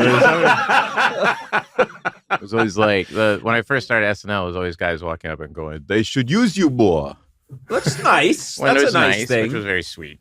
That's a And I nice go, thing. "Lauren, these guys said I should use you more." He went, "Who? Who are they?" Show me what. Wait, where are they? Oh God. Shit. I was just remembering this is all going to be random thoughts that come into my head because that's what happens when I talk to you. But I was just remembering when I worked at SNL all those years ago. Leslie Nielsen was the guest, and he famously had this. He had this thing made that would make a farting noise. And he went to like a craftsman. Mm-hmm. I mean, this thing was not something he bought in a novelty shop. Mm-hmm. Leslie Nielsen, this was his sense of humor. This thing was beautifully made. It was made of, some sort of teak, some sort of polished wood, and it had brass fittings and everything. And he would make these farting noises. And I remembered you'd be talking to him like, okay, so anyway, Leslie, the idea of this bit. Yeah. And he'd be doing it, and you'd be like, oh, okay. But then he kept doing it to Lorne. And you realize it would nothing. Because of the 50th anniversary, there's all these documentaries now, Lorne. And Lorne always keeps his dignity in any situation. Yeah. And I'll never forget Leslie Nielsen. Lorne would be like, so I think we're going to do... and Leslie Nielsen would always do kind of a take, like to the side, like, who was that? His innocent Leslie Nielsen face take. And you could see that big chunks of Lorne's organs were dying. Like the fellow Canadian. Yeah, fellow Canadian. He's hosting the show. And he's giving you such a solid. Yeah. He comes in with this device. Yeah, he comes in with this device, and it's just Lorne's least favorite kind of comedy. And I was fascinated. And there was nothing Lorne could do. I was a PA on this. I've talked about it a couple of times. The Arnold Schwarzenegger movie, Collateral Damage, and this guy's. Bill Hardy, actually was his name, and Jason Altieri, they had a fart machine that they're messing with, and they put it on the boom guy, Earl Sampson. They put it on his belt without him knowing it. Right. So he was in an elevator with Schwarzenegger, and this Francesca Neri was the actress, and they're having this really intense scene, like, we got to get out of here, and we need it. And it was very... Yeah. And they somehow could do it where it wasn't just like, it was like... realistic. And so we were all kind of like at the monitor listening. So it's him going, how to do the thing. If we can get the antidote, everybody will know that you are going to be all right. And we were like, I can't hear it. Can you hear it? And whatever. And then we knew it was working because then the clapper came in and the guy was laughing. It was shaking. He was like, take three. And then came out. We were like, oh, good. And yeah, this Earl Sampson, the boom guy, was like, where is that coming from? And it was on his belt. I just need you to get out of here. Does Arnold ever call it out and say what's happening? No, I think somebody came in and was like, get that off, like took it off his belt and like came over and like, and we all acted like stupid, like, what? Wait, what happened? Who did that? That was 25 years ago. Sorry, Jason, Bill, I just outed you guys. But yeah, we were all like, wait, what's going on?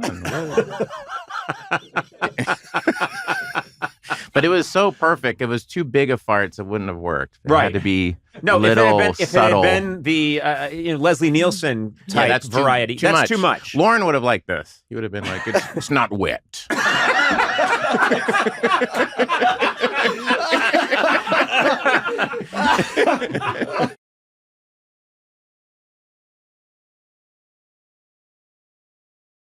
I know Lauren would get frustrated when because you, Mulaney, you guys would have these obsessions about very small things in show business. Yeah. Lauren loves he likes a home run hitter. Mm-hmm. He likes someone who's going to go out there. He likes, give me your church lady. Give me your, like, oh my God, give me the... give me the character that everyone just can't wait to see, softball down the middle. And I know that you guys loved coming up with stuff that would kind of, the one I'm thinking of is you were doing a Judd Hirsch impression on the show. And when I came back to host, Steve Higgins saying, out of the gate, I was like, hey, Steve, he goes, all right, none of that sandwich in a briefcase shit that you and Mulaney like so much. Oh my God. Sandwich in a briefcase is a perfect description of the weird sandwich in a briefcase.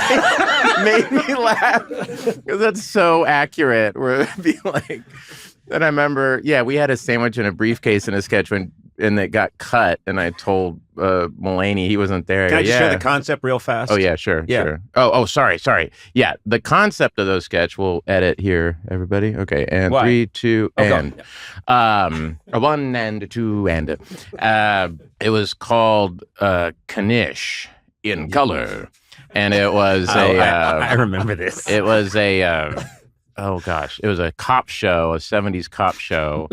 Called Knish, and the host was Knish, and then we basically kind of just did that thing where we ripped off from Police Squad, where everybody but it wasn't a thing where we all froze and we pretended to be frozen and someone came in. The joke was that they would freeze too early. Yep. So I'd be like, I gotta tell you, and Judd Hirsch was the captain, and it was like, and I'd enter scenes and I go, greetings and salutations, Knish.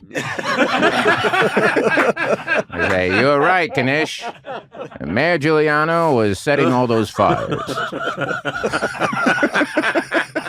and you would walk in and it was like, I gotta tell you, Knish, no, it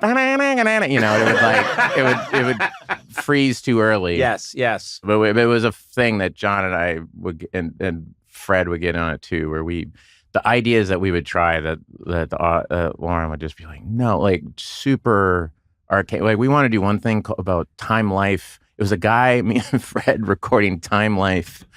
It was like a Time Life commercial. It was like Time Life commercial thing. And it was like Jimi Hendrix, the Star-Spangled Banner. And then you slowly realize it's Woodstock. And then it was like John Lennon. And it was just, and we were laughing so hard. And it played like this. Everybody was like, why is that? Why is this happening? Why is this happening? And we were like, could not get through it. We were laughing so hard. And I just remember, it was one of those things, if you had seen it at SNL, everybody has their stacks of scripts and they're kind of reading along. And if something sucks, you'll just see someone in the middle of a sketch just go and just drop it on the floor. Yes. Oh my God. I saw that many times too. Everybody was just dropping it, looking at the next sketch. Like, there's no way we're doing this. And so when you see that, you just like take it slower. You're like, John Lennon. And looking at everybody. Twist the knife. Maybe you can relate to this, but when I was a kid watching television, I loved it when the people making the comedy, when I could, even if I didn't know what they were talking about, if I could sense that they were smart and that they didn't care if I laughed or not, like Monty Python. Monty Python was a big one, yeah. Monty Python, I didn't understand half of what they were talking about because sometimes they would do sketches about whatever was happening in London politics or British politics in 1969, 1970. But there'd be other sketches that I didn't quite understand, but I could tell the rhythm of it. I could tell this was really smart, was really funny. And I could also tell that they weren't yearning for my laughter. They were just making themselves laugh. They were making themselves laugh. SCTV was like that too. Well, SCTV would do jokes. There was a Towering Inferno parody they did, where there was a big fire and it was and all the characters, and because of there were so many different characters. I remember. Remember this? Yeah. Andrea Martin played Edith Prickly, but she also played another character. So there was one scene where they just had to put Andrea Martin was playing the other character in the scene. There's like 9 characters in the room, and they just had Edith Prickly, who always wore like a leopard skin pillbox hat. They clearly just put that on another actress, actor. and another actor, and had that actor turn their back, and so that they could do the sketch. And then at the end of the sketch, I think it was John Candy says, "All right, let's get moving. So-and-so, so-and-so, so-and-so, Prickly's double, you come with me." And I'm like, I don't know how old I was at the time. I might have been 14. You're like, you're allowed to do that? I literally felt like a laser beam of truth hit me in the middle of my forehead. And I thought, I can't believe that just came through my television. Yeah. They didn't care if I noticed that joke or not. They said it so quickly. Yeah, they're making themselves laugh. I mean, John Candy also did that guy. It was fishing with bands, like where he would have new wave bands and he would fish with them. Yep. And then there was this throwaway thing where they would get the fish and they'd be cooking it and they would offer it to him and he would go, "Oh, I don't eat fish."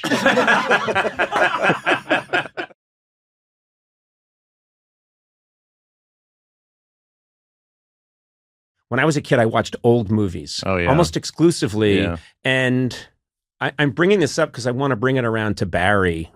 I have to say, this is, and not just because we're friends or anything, it is, I think, the best show on TV. I absolutely love it. Nice of you, man. Thank you. Now, keep in mind, I don't see a lot of stuff. And he's never seen this. I've never seen this. Yeah, I don't watch Barry. I've never seen Succession. Yeah, exactly. No, it is... I just love what you're doing with this show, and I know that this season you directed every episode, I believe. Yeah, every episode. And so I kind of just wanted to go back for a second and think, explore. You clearly are such a classic film buff, and it comes through in your choices as a director, and you take that really seriously. And I know that, I think you were telling me once when you were a kid, you'd go over to sleepovers, and people thought, oh, these kids are probably watching, pornography. Yeah, right. It's like, no, you were watching A Clockwork Orange or Taxi Driver. Yeah, I was watching Taxi Driver, and studying studying the shots. Yeah, exactly. Yeah, no one was interested in that. Or it was like, see how the camera, it's like a subjective camera move. I gotta go. And they're like, they have those in porn. What the hell's wrong with you? Subjective camera move. Why the hell you in my house? The father comes in tighty whities. I just hear subjective camera move. Where the hell you come from? I want you to get out of my house. Looks like we got ourselves a film buff. Yeah. No, but it was more nerve-wracking for that. No, but it was, you would watch that or watch old movies, and it's just what you were kind of interested in. It was, what the thing that you can't describe, the thing that you're attracted to, that is what happens. And when I would watch movies, I remember, my mom liked actors and things like that, and what always captured me was kind of the story or the way it was shot or the design of it.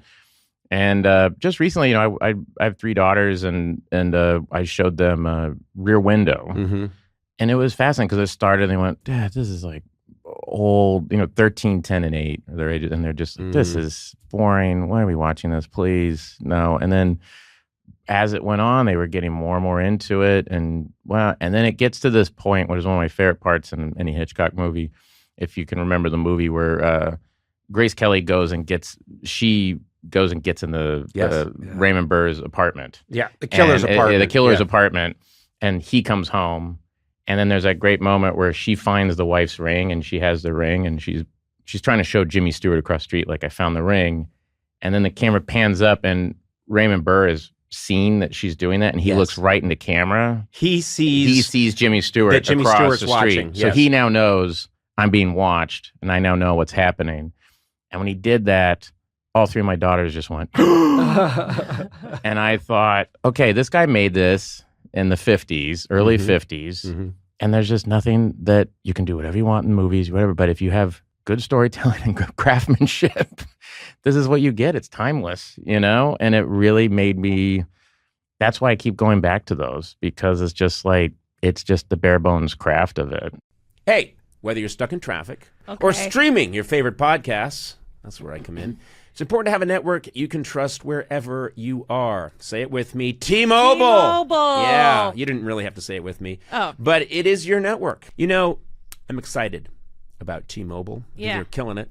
And, who's really excited is our good friend Blay, Yes. who's been using this service. Blay, tell us about it. Yeah, I have been a T-Mobile subscriber for a really long time. They're awesome. I download videos all the time. Yeah, you do. You download a lot of videos. Yeah. I do. Now, you've never read a book. No, books are overrated. But and I listen to this podcast on a hike. Fantastic. Up in the mountains. You listen to our podcast? Contractually. You I have work to. here. Yeah, I have to. I have to listen to it. But it's great. And honestly, like the coverage is insane. And yeah, I love the service. I love the phone. It's fantastic. Experience for yourself how T-Mobile is America's largest and fastest 5G network. You can't top them. I like all the G's. You bet you do. Find out more at T-Mobile.com/CY. That's SEEWHY. Fastest based on median overall combined 5G speeds, according to analysis by Ookla of speed test intelligence data for Q4 2022. Good. Wow. That's incredible. Yeah. I said exactly what they wanted me to. You just See read it 5G details at T-Mobile.com. I love that you bring up showing these to your kids, because I always feel like I have so much on the line when I show these movies that I love to my kids, especially when they were younger, because if they weren't having it, I felt destroyed. Yeah. But I showed them not too long ago. I showed them Deep Throat. No, yeah. Deep Throat. Yeah, and you know what? It's got a lot of subjective camera moves.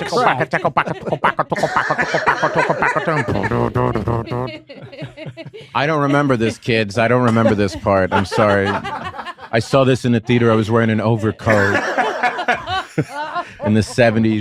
You couldn't get this stuff online back then. No. See, the Times Square doesn't look like Times Square looks like back then. It had a real life, you know. Subjective camera move. Look at all these subjective dolly shots. Don't you think there are all those people like that, purists, that are still wearing a raincoat while they are on their computer watching porn? Like artisanal vintage jerk. Yeah. They're just like, this is how you do it. Yeah, and they're making their friends dress up like an usher. Like, in 15 minutes, come in and kick me out of my room. Say, hey, can it? With the flashlight, say, hey, knock it off. Yeah, this guy's spending thousands of dollars to hire people. Hipster masturbators. Yeah, hipster masturbators. Right. Yeah. What was the film you were gonna? Just so I can say it, where he's, why am I blanking on? He gets dizzy when he. Vertigo. Vertigo. I don't know. Old age. The one where he gets dizzy. Vertigo. What was the movie where you got dizzy, It's not the one Mr. where she Stewart? showers. It's the one. There's shower movie. There's the shower There's movie. birdie movie. What's the one? There's dizzy movie. There's What's the one with Disney rope? movie. Then there's the peekaboo movie. Peekaboo movie. I see you across the street movie. I showed my kids Vertigo with some friends of mine, and they're watching it, and at least they were old enough to appreciate. Because I went on a riff at one point about, because it's kind of crazy. Jimmy Stewart takes this It's kind of Dana's bit. In beautiful a weird way. blonde woman up in this tower, and then she goes flying out of the tower, and so then he comes back later on to the same mission with Kim Novak. with Kim Novak, and I just do him running into a nun and saying, we're going to get one more try here, you see. We're just going to take and the nuns are like, no, you were here once with a blonde who looks exactly. She died. She died. No, I know. I know. I saw, run up the flagpole one more time. I just would probably think I'm some sort of a creep. And then I do him going after the second one, like, I kind of landed in the same spot. The wind must catch. I get it. The wind catches her a bit, and she's right where the tiles meet the eaves. Yeah. And my kids were like laughing at that, and I thought, okay, at least we have. It's all right. Yeah. It's okay. It's funny that, you try to watch those old movies, and sometimes they work, but then, man, sometimes when my daughter had a big sleepover with a bunch of friends, and I'm usually downstairs watching an old movie. They're upstairs, like, whatever, singing karaoke and, singing Katy Perry songs or whatever. And then they came down. I was watching this movie called Jeopardy with Barbara Stanwyck. And it's basically a story about this couple and their child go to Mexico, and the father, played by Barry Sullivan, somehow gets stuck under like there's a dilapidated boardwalk, and he gets stuck under like a piece of it, like a log, and the tide's rising. So he's like, "You need to go get me help." And so she leaves her son there. She goes out to get help, and she finds Ralph Meeker, and she goes, and he is an escaped convict. Right? So you're cutting back to Barry Sullivan, the water's up to his neck. Yep. And he's talking to his son going like, "Don't worry, son, it's going to be all right. Can you just set your pants on fire, son? Let's make a beacon." And all this. And then she's with this killer, and my kids, and then I turn around and like more of these kids are coming in behind me, and they're watching it. Oh, cool. And they're just totally, they go, "How's she going to get back to the," you know what I mean? And I'm like, "It's that simple," you know? And I came into the edit bay the next day at Barry, and I was like, it really isn't that hard. If you just can, tell a good story, right? That's what it's going to be. And so that's why I get very inspired by that stuff.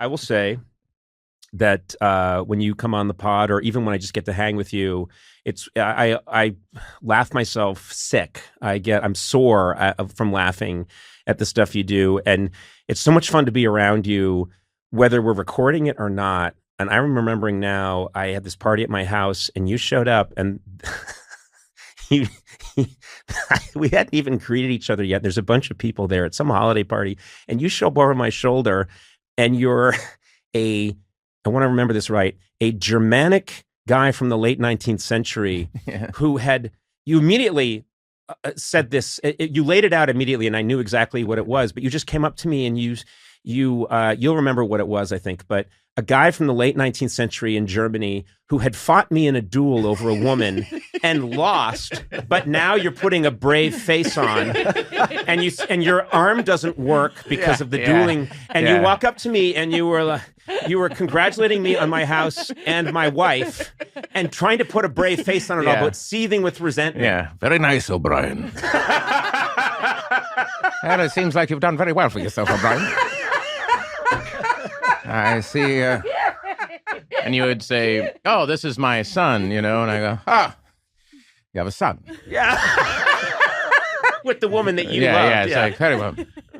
I see. Well, I appreciated the invite, O'Brien. I must say I was quite surprised to get it. And you were like, "Well, it's nice that you," I think you said, "It was nice that you drove here." I go, "Flew. I flew here." Right. But yeah, you could try to take that as long as you can, and then eventually someone's like, "Will you guys please stop?" Well, that is the nature of this world we're in. Yeah, please stop that. But I was so happy because, rather than, "Oh, hey, thanks for having me over. Place looks great. This is a really good ham." It's someone I fought in a duel in Germany, and I maimed, and I won the woman that he loved, and he's putting a good face on it. Yeah, I was. Very stiff upper lip. Yeah, very, and immediately, stoic and maimed. How long did it take you to get all that exposition out? No, it happened immediately. No exposition. I think he just turned around and was like, "Well, very good, O'Brien. I see you've got a very nice house here." And he went, I surprised, I was like, "Yes, I was very surprised to get the invitation, O'Brien." Yeah. And then I think you mentioned since our duel, it all came out very quickly. And then it was like, someone would hand you something, and like, "This is the only arm that works, dear. Thank you very much." I would love a tuna stick or whatever it is. And it's just, I don't know. I just was laughing, but you know who likes those bits of the old school bits like that at those parties is Larry David. Yeah, he does. And oh my God, when you get him laughing, he really gives it up. It's like surprising when people go, "What's Larry David like?" I'm like, he is a laugher. With HelloFresh, you get farm fresh, pre-portioned ingredients and seasonal recipes delivered right to your doorstep. That's huge. I need pre-portioned. I know, me too. Because my portions are out of control. Yeah, I get too much of something and then it just goes bad and starts rotting. Yeah, well, you should learn to use the refrigerator. Anyway, skip trips to the grocery store and count on HelloFresh to make home cooking easy, fun, and get this, affordable. That's why it's America's #1 meal kit! !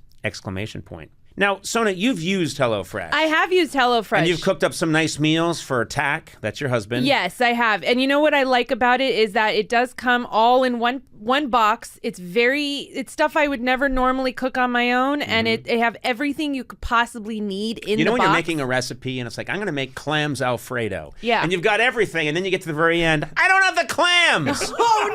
That's the worst. Well, that doesn't happen with HelloFresh. Clams Alfredo. I know. Go to HelloFresh.com/TeamCoco16. Use code TeamCoco16 for 16 free meals plus free shipping. That's HelloFresh.com/TeamCoco16. America's #1 meal kit. He laughs so hard at stuff. Yeah, also, have you noticed that when Larry laughs, his jaw goes like a skeleton, like ha ha ha ha. Yeah. It's like if you just started yanking on the cord of a ventriloquist dummy up and down. Da, da, da, da. That's his laugh, and it's kind of crazy. But because his character is such a crank, you don't get to see him lose it. But I had an experience where Dana Carvey famously does this thing that I absolutely love. We both are obsessed with it. We're both obsessed with it. And he's done it here, I believe, where he's Jimmy Stewart and he's in a car with Katharine Hepburn. He's trying to talk her into pleasuring him. But he also has very specific needs about, how I want you to act surprised when I take it out, but not too surprised. And he's very bossy about it. And you're crying when you hear it. So Larry, I'm talking to Larry and I do it for him. I said, this is Dana's thing. And I do it for him. And he was laughing as hard as I've seen him laugh. He was going to die. Because his jaw was, and so then I see him a couple of days later, I run into him and he went, oh my God, I was at this party and Bill Hader did Dana's thing, and it's the hardest I've laughed. And I said, fuck you, Larry. No. That wasn't a party. That was my party. And I was doing it for you. And he was like, well, it seemed like Hader. It was really funny. No, I think what happened was that you do the Jimmy Stewart thing, and the thing I do of Dana's, which again is a Dana bit, is the Burt Lancaster and Kirk Douglas having sex. Yes. And that's what I was doing. And so when I would do that, which again is Dana's bit. We're all doing Dana's bit. It's all doing Dana's bit. But when Dana Carvey did that for me once, and I fell on the ground. I was, well, just a couple of fellas. Yeah. Please, just a little more. Please. Like, don't worry now. Yeah. And I think, I want you to take it slow.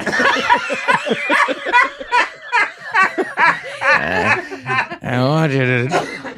And then the line that I always remember was, "Don't buck around now. I don't have a lot of play down there."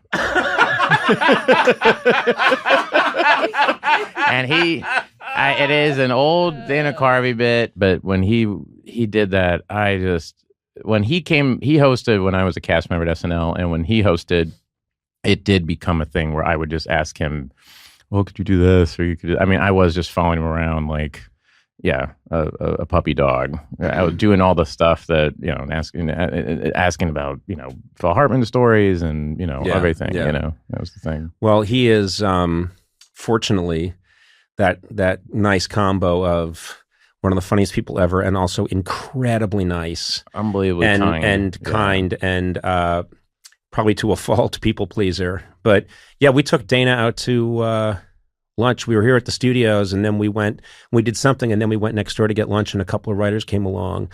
He put on a show for the writers, and it very naturally, but just was going through all kinds of stuff, and he was doing Henry Fonda. Oh. And it was so funny, and afterwards the writers were thinking, there's that dynamic that you hear about where the comedian is funny on stage, but then if you see them off stage, they're quite, they can be quite dour. And you see that a bunch of times. And then there are these people that just, nope. You can sit next to them on an airplane And my wife and I once got on an airplane, and someone behind us was like kind of heckling me and talking about, they'll let the Irish on this plane, and I guess they'll let any scum. What airline was it?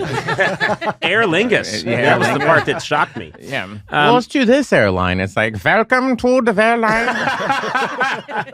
But it was sitting right behind us was Don Rickles. Oh my God. And Don Rickles was, then the whole flight, like cross country, was Don Rickles just peppering me with insults, but then telling great show business stories. And it was one of the highlights of my life, Oh man. I watch his stuff on YouTube all the time. Him on Carson, him on all that stuff. I mean, did you ever see the one where he's on Letterman with Denzel Washington next to him? Mm-mm. Oh my God. Do yourself a favor. It's so just that he was that age. I mean, he was really old. And when he was on your show, I mean, he was hilarious. He's so fast. He's so fast. So insanely fast. Also, he had this knowledge of, we all know there's this like weird line between music and comedy where somehow they're just things that sound funny and they work and you don't know why. And one of the things he discovered was someone would say something, he'd be like, that's right. Like almost as if to say, what do you want, a clap on the back? And you said, what do you want, a cookie? Yeah, what do you want, a cookie? Or he said, David Letterman goes, Frank Sinatra's wife's name's Barbara, and your wife's name's Barbara, right? And he goes, what are you, a detective? And he goes, what's up with these, what kind of question is that? And he goes off on that question and just zeroes in on it. He's like, you make $1 billion a year and you ask the most stupid question. And it's the best. Drop your pants and fire a rocket. Drop your pants, yeah. Oh my God. If you can find him with Dick Cavett in the early 70s, it's really, because Dick Cavett's trying to give it to him like, I like your act, but I always did like Jackie Leonard. You know what I mean? And he's like, oh, all right, Yeah. Oh, you really want to? Oh, you want to really want to have around? a karate fight? Yeah. It's like, with okay, Bruce Lee. It's like, all right, cool. And then it's fascinating to watch. If it's on YouTube, it's really interesting where you could just tell he has zero respect for him. I have empathy for like kids and animals. Oh, okay, that's nice. It's a nice start. That's a starter kit. It's something. That's a step in the right direction. Ooh. I'm sorry. No, they say Jesus. I didn't mean No, they say that's. No, you know what? I'm old enough to. I'll never satisfy you.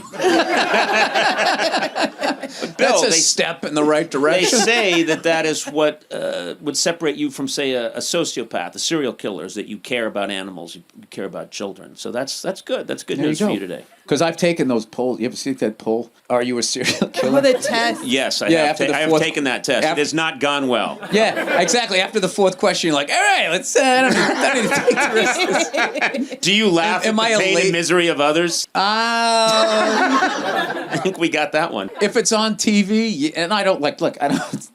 I'm trying to think of something.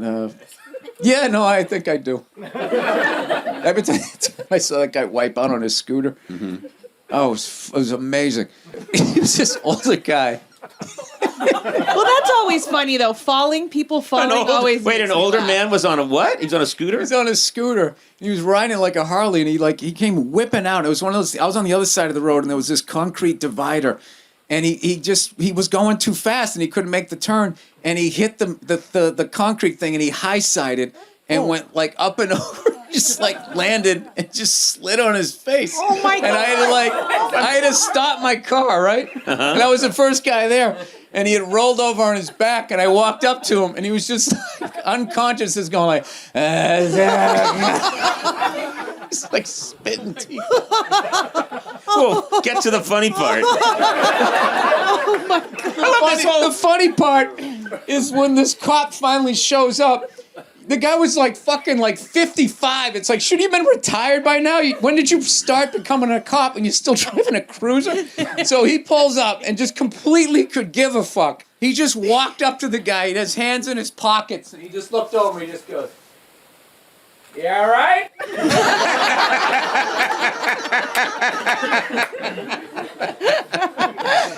Yeah, it was. You relate to this. When I was a kid, I don't know if you ever saw this, but there was some Christian network. Back then, there was nothing on TV. There were a couple of channels. There was never anything good on. And there was this show that we used to watch that was made with sort of claymation puppets called Davy and Goliath. Oh, yeah. And they always supposed to have a good moral about how to behave. Davy was a boy who would sometimes do naughty things, and then he'd learn his lesson, and it was put out by some association of ministers. I swear to God, my brothers and I would watch this because you would flip the channel, and they're bowling on one channel, and there's a Catholic Mass on the other channel. So you'd watch Davy and Goliath, because at least it was a story, and there was some claymation. Right. Anyway, Davy and Goliath go camping with the dad and the mom, and Davy goes off, and he sees a well, and... or he sees a beautiful natural pond, and he finds some paint, some raspberry paint, and he pours it into the pond, turning it all bright, red. And it's a big bucket. And, huge bucket. It was a little pond. And then he's laughing. He says, "Look, Goliath, I made a big thing of raspberry goop." And then the father comes in and yells at him and says, "Look what you've done." And all the animals are gathered around, and they can't drink from this pond anymore because it's been ruined. My brothers and I were laughing so hard. We were crying. We were laughing so hard. I'm telling you, I understand exactly what you're talking about. I think these animals ended up dying. And my brothers and I are on the floor laughing that Davy had said, "Look, I made a big thing of strawberry goop." It's terrible. I'm sorry, but there's no reason to apologize. Yeah, they were claymation animals. No, there is. Like nobody There died. is. Did you ever pour raspberry paint into a pond? No, I So saw it's that. fine. But if I had, You can sit there and laugh. You know what I love is when Davey every once in a while would get into a fight and he would get the shit kicked out of him. Because it was claymation, it didn't have the money. His hair was still perfect, and then they just put a couple of strands of clay on his forehead to indicate that Davey got his ass kicked. They have no idea what we're talking about. This show was on 65 years ago. Yeah. But I'm trying to explain our childhoods. This is what it was like back then. There's nothing to watch, nothing to do, and occasionally someone in the house would lose their temper in a way that would frighten you, and then it was never spoken about again. Yeah. Yeah, that was it. My brother, I don't know if I'd ever tell you this, my brother was like a genius, man. My parents used to argue. He had a dual cassette boombox, and he used to record the argument and then put music underneath it.